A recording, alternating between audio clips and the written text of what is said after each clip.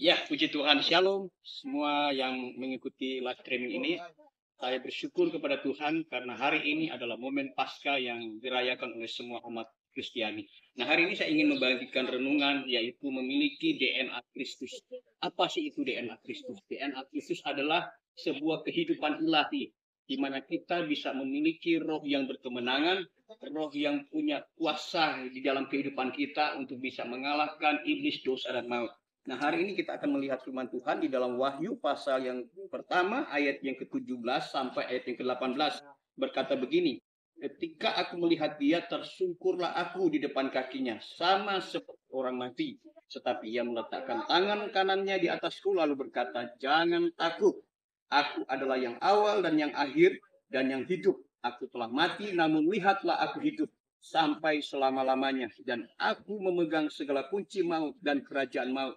Dari dua ayat ini saya menemukan bahwa untuk memiliki DNA Kristus, maka kita harus membangun yang pertama pikiran dan perasaan yang juga ada dalam Kristus Yesus. Di dalam pikiran dan perasaan itulah kita membuat keputusan.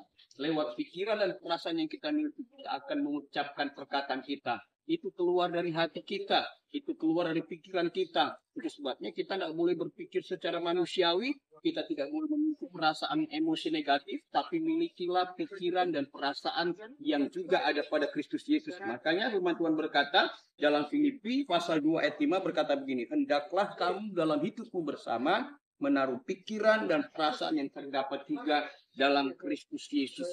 Sudah begitu lama banyak orang percaya dikendalikan oleh pikiran dan perasaan negatif.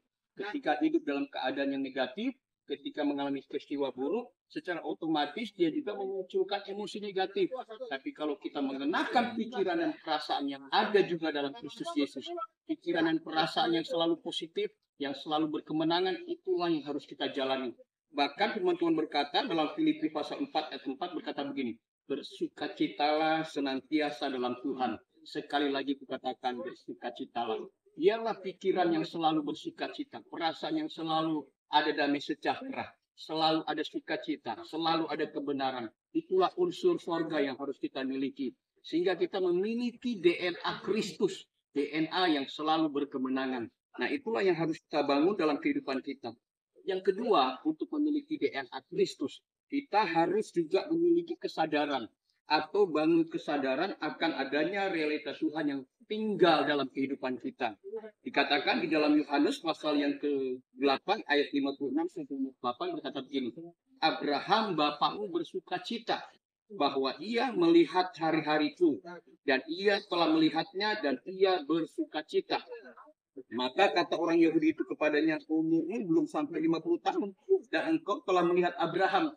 Kata Yesus kepada mereka, aku berkata kepadamu, sesungguhnya sebelum Abraham jadi, aku telah ada. Jadi jauh sebelum Abraham ada, Yesus sudah ada.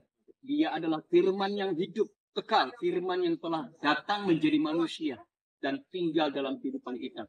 Itu sebabnya bangun kesadaran akan adanya firman hidup kekal yang tinggal dalam hidup kita. Kita dituntun dengan firman itu sendiri. Perjalanan hidup kita akan seperti cahaya fajar yang kian hari kian terang hingga terbang tengah hari. Itulah yang harus kita miliki dalam kehidupan sehari-hari. Dalam momen Paskah ini, hal yang ketiga yang harus kita bangun adalah kita harus selalu tinggal dalam kerajaan yang kekal. Apa itu kerajaannya? Kerajaan yang kekal tidak ada unsur perkabungan. Di dalam kerajaan yang kekal tidak ada duka cita. Di dalam kerajaan yang kekal tidak ada tangisan atau ratapan tangis. Karena firman Tuhan berkata di dalam Ibrani 12, jadi kita menerima ayatnya yang ke-8. Jadi karena kita menerima kerajaan yang tidak tergoncangkan, marilah kita mengucap syukur dan beribadah kepada Allah menurut cara yang berkenan kepadanya dengan hormat dan takut. Kita bukan ada di kerajaan dunia, apalagi kerajaan maut. Kita ada dalam kerajaannya Tuhan, yaitu kerajaan yang tak tergoncangkan. Dunia sedang digoncangkan, tapi pastikan kita ada dalam kerajaan yang tak tergoncangkan. Selalu mengucap syukur kepada Tuhan. Bahkan firman Tuhan berkata, akulah kebangkitan dan hidup. Barang siapa percaya, ia akan hidup untuk selama-lamanya. Dan siapa yang percaya kepadanya akan tetap hidup dan tidak akan mati. Dia akan mengalami kehidupan ilahi. Terjadilah di dalam nama Yesus, ialah renungan Paskah pada hari ini. boleh menjadi berkat bagi kita semua. Milikilah DNA Kristus. Amin. Amin.